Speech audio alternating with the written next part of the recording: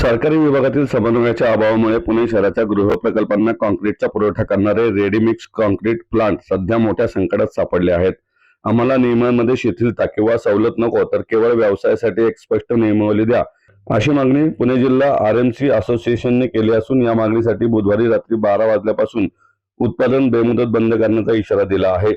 बुधवारी आरएमसी असोसिएशनने आपली भूमिका स्पष्ट करताना सांगितले की या वादाचे मुख्य केंद्र सरकारी विभागामधील परस्पर विरोधी नियम हेच आहेत।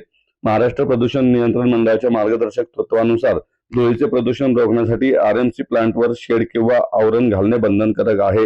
मात्र जेव्हा एखादा उद्योजक नियमानुसार असे शेड उभारतो तेव्हा पुणे महापालिका, पीएमआरडीए किंवा पीएमसी यासारखी स्थानिक प्रशासने त्यांना अनधिकृत बांधकाम ठरवून पाडण्याची कारवाई करतात। प्रदूषण मंडळाचे नियम पाळायचे की स्थानिक प्रशासनाचे या कात्रीत उद्योजक अडकले असून गेल्या 5 वर्षापासून जिल्हाधिकाऱ्यांकडे निवेदने देऊनही यावर अद्याप तोडगा निघालेला नाही, असा आरोप त्यांनी केला। वाहतुकीच्या नियमांबाबतही उद्योजकांनी आपली तांत्रिक अडचण मांडली। वाहतूक पोलिसांनी आरएमसी वाहनांसाठी जे वेळेचे निर्बंध घातले आहेत ते बांधकामाच्या तांत्रिक गरजांशी सुसंगत नाहीत। स्लॅब भरण्यासाठी महत्वाचे काम ठराविक 4 तासांच्या मर्यादेत पूर्ण होऊ शकत नाही, त्यामुळे या वेळेच्या नियोजनात तांत्रिक सोल्युशन देण्याची मागणी करण्यात आली आहे।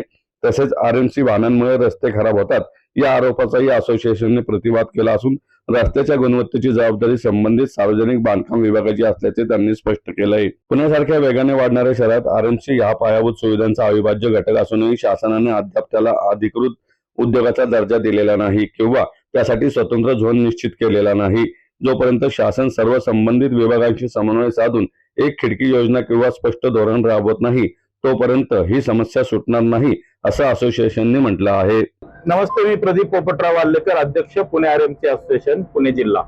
आता जो आपल्या समोर आम्ही या ठिकाणी निर्णय जाहीर केला, जो निर्णय तो अशा प्रकारचा आहे की आम्ही सर्व आरएमसी व्यावसायिक जे या पुणे आरएमसी असोसिएशनचे सभासद आहेत किंवा सभासद नाहीयेत अशा सर्व लोकांसाठीचा हा निर्णय आहे। सर्वांचा एकमताचा हा निर्णय आहे की आम्ही आज रात्री 15 एप्रिल संध्याकाळी 12 वाजल्यापासून आमचं सर्व प्रोडक्शन जे आहे ते उत्पादन आणि पुरवठा या दोन्ही गोष्टी पुढच्या काही काळापर्यंत थांबवत आहोत। त्याचं कारण म्हणजे आतापर्यंतची ज्या काही नियमावली वेगवेगळ्या स्वरूपाच्या आहेत त्या कुठेही स्ट्रक्चर्ड नाहीत। अशा नियमावली आम्ही सिंगल विंडो या ठिकाणी शासनाकडनं मागतोय आणि याची मागणी आम्ही गेल्या ऑगस्ट पासून शासनाच्या वेगवेगळ्या विविध स्तरावरती पत्र व्यवहार करून त्यांच्याद्वारे या ठिकाणी संपर्क करून मागत आहेत। पण दुर्दैवानं आरएमसी सारखा प्रॉडक्ट जो आपल्या शहराच्या या विकासासाठी महत्वाचा कणा आहे आणि याच्याकडे कोणाचंही लक्ष नाही। रादर आरएमसी मुळे खूप साऱ्या गोष्टी चुकीच्या होतात असाच यापूर्वीचा जो नरेटिव्ह सेट झालाय, तर त्याची खरंच फॅक्ट तशी नाहीये आणि ती जर तशी असेल तर शासनाने आम्हाला त्याची प्रणाली घालून द्यावी, आम्ही ती फॉलो करायला तयार आहोत। मी आपल्या माध्यमातून आमच्या सर्व व्यावसायिकांना विनंती करतो की जो आपण निर्णय या ठिकाणी घेतलेला आहे तो पुढील निर्णय आपल्याला पुणे आरएमसी असोसिएशनने कळवसपर्यंत आपण या निर्णयाचा या ठिकाणी स्वीकार करायचा आहे आणि त्याला फॉलो करायचंय। मधल्या काळामध्ये आम्ही पुढच्या 10 दिवसामध्ये सेल्फ असेसमेंट काय काय करणार आहोत याची आमच्या सर्व व्यावसायिकांना वेळच्या वेळेवरती इन्फॉर्मेशन जाईल आणि ते त्याला फॉलो करणार आहेत। नियमावली खूप स्कॅटर्ड आहेत आणि छोट्या छोट्या गोष्टींच्या आहेत। नियमावली संपूर्ण गोष्टी अंतर्भूत करून केलेल्या गेलेल्या नाहीयेत आजपर्यंतच्या, त्याच आम्ही या ठिकाणी सिंगल विंडो मागतोय। कुठला तरी क्रायसिस आला आणि म्हणून यांनी व्यवसाय बंद करावा, यांची वेळ कमी करा, हा जो काही आमचा या ठिकाणी आर्थिक नुकसानीचा भाग होतोय। आज ही इंडस्ट्री दर या ठिकाणी वर्षाला जे आहे 5,000 कोटी रुपयांचा व्यवसाय करतोय, साधारण 1,000 कोटी रुपयांचा जीएसटी हा आम्ही शासनाला या ठिकाणी भरतोय आणि असं असताना देखील फक्त जर का ह्या एका इंडस्ट्रीला पर्टिक्युलर टार्गेट केलं जातं असतील, आमच्यामध्ये काही उणिवा असतील, त्या उणिवा निश्चित आम्ही या ठिकाणी आयडेंटिफाय करू आणि त्या सुधारण्यासाठीच खरं तर आमची ही विश्रांती आहे की कॉन्क्रीट हे ओलं कॉन्क्रीट असतं, कॉन्क्रीटमुळे धूळ उधळत नाही। ठीक आहे, ती जड वाहतुकीची गाडी रस्त्यावर येते, रस्त्यावरची धूळ उधळती, परंतु धूळ उधळणारा जो आहे तो तुम्हाला मिक्सर दिसला जातो त्या ठिकाणी आणि त्याचा ब्लेम आमच्यावरती येतोय। तर त्यासाठी खरं तर प्रत्येक ज्या ज्या गोष्टीसाठी जे लोक कारणीभूत आहेत त्यांनी आत्मपरीक्षण करावं, जसं आता आम्ही करायला घेतलंय। आमचे जे काही अडचणी आहेत, ट्रॅफिक मध्ये अवजड वाहनाची अडचण आहे, त्यासाठी आम्ही काही टाइम स्लॉट मागतोय।